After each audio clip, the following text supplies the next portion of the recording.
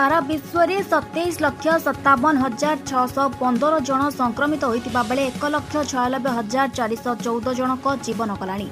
7,62,441 जन संक्रमण रोग मुक्त होती। वर्तमान सारा विश्व में 17,98,796 जन संक्रमित व्यक्ति अच्छा।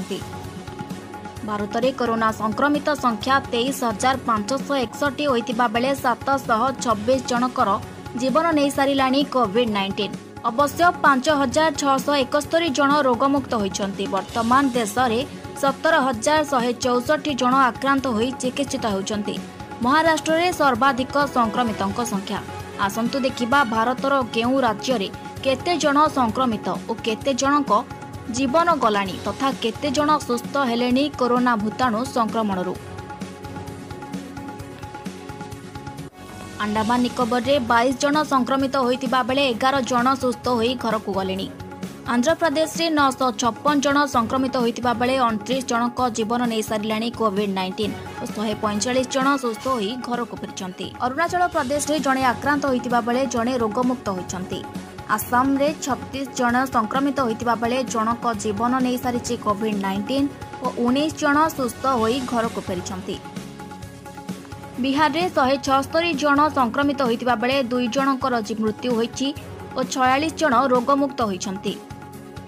चंडीगढ़ रे 27 जन संक्रमित होता बेले 14 जन सुस्थ होती। छत्तीसगढ़ रे 36 जन संक्रमित होता बेले 28 जन रोगमुक्त होती। दिल्ली रे 2,374 जन संक्रमित होता बेले 50 जनकर जीवन नहीं सारा किलर कोविड-19 और 808 जन रोगमुक्त होती।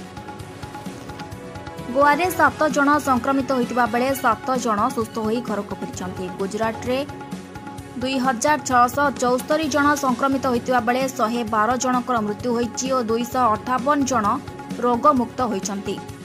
हरियाणा रे 272 जन संक्रमित होता बेले 156 जन रोगमुक्त हो घर को फिरती। हिमाचल प्रदेश रे 40 जन संक्रमित होता बेले जनकर मृत्यु होती और 18 जन सुस्थ हो घर को फेरी। जम्मू काश्मीर रे 427 जन संक्रमित होता बेले 5 जनकर मृत्यु होती और 92 जन कोविड-19 कबलरू सुस्थ होती।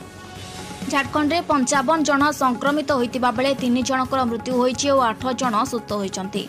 कर्नाटक रे 465 जन संक्रमित होता बेले 18 जनकर मृत्यु होती और 150 जन सुस्थ हो घर को फिरती। केरल में 448 जन संक्रमित होता बेले 3 जनकर जीवन नहीं सारा कोविड-19 और 324 जन रोगमुक्त हो घर को फेरी।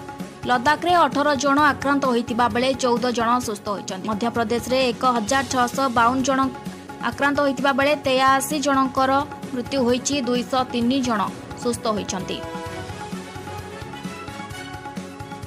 महाराष्ट्र में सर्वाधिक 6,451 जन आक्रांत होता बेले 283 जनकर मृत्यु होती और 840 जन सुस्थ हो घर को फेरी। मणिपुर में 2 जन आक्रांत होता बेले 2 जन सुस्थ होती। मेघालय में 12 जन आक्रांत होता बेले जनकर मृत्यु होती। एपर्यंत केही भी सुस्थ होना। मिजोराम रे जड़े आक्रांत होती। ओडिशा रे 90 जन आक्रांत होता बेले जनकर मृत्यु होती और 33 जन सुस्थ हो घर को फेरी। पंडिचेरी रे 7 जन आक्रांत होता बेले 3 जन सुस्थ हो घर को फेरी।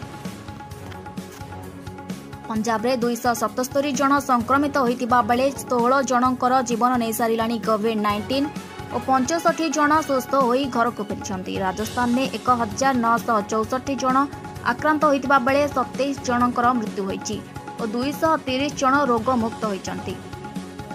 तमिलनाडु में 1,685 जन आक्रांत होता बेले 20 जनकर मृत्यु होती। 752 जन रोगमुक्त होती। तेलंगाना रे 984 जन संक्रमित होता बेले 26 जनकर मृत्यु होती और 253 जन सुस्थ होती।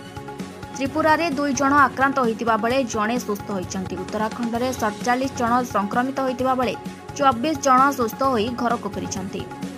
उत्तर प्रदेश रे 1,604 जन संक्रमित होता बेले 54 जनकर मृत्यु होती और 206 जन रोगमुक्त होती।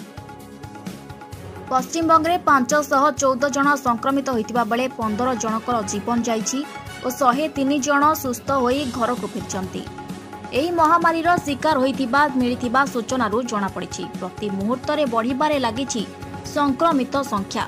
ସତର୍କତା ଅବଲମ୍ବନ ଓ ସାମାଜିକ ଦୂରତା ପାଳନ ଦ୍ୱାରା ହିଁ ଏହି ସଂକ୍ରମଣକୁ ରୋକିବା ଏହା ହେଉଛି ଆଜିର ସମୟର ଆବଶ୍ୟକତା। ସ୍ୱଚ୍ଛ ରହି ସୁଖରେ ଜୀବନ କାଟିବା, ନିଜେ ନିଜ ଘରେ ରହି ଏହି ସଂକ୍ରମଣକୁ ରୋକିବା ଓ ଅନ୍ୟମାନଙ୍କୁ ପ୍ରେରିତ କରିବା ସହ ଦେଶର ପ୍ରଗତିରେ ସହଯୋଗ ପାଇଁ ହାତ ବଢ଼ାଇବା, ଏକ ସୁସ୍ଥ ସମାଜ ଗଠନରେ ଦେଶକୁ ସାହାଯ୍ୟ କରିବା। ମହାମାରୀ କରୋନା ଠାରୁ ଦୂରେଇ ରହିବା, ସଂକ୍ରମଣକୁ ରୋକିବା ଏହା ହେଉଛି ଆଜିର ସମୟର ଆବଶ୍ୟକତା।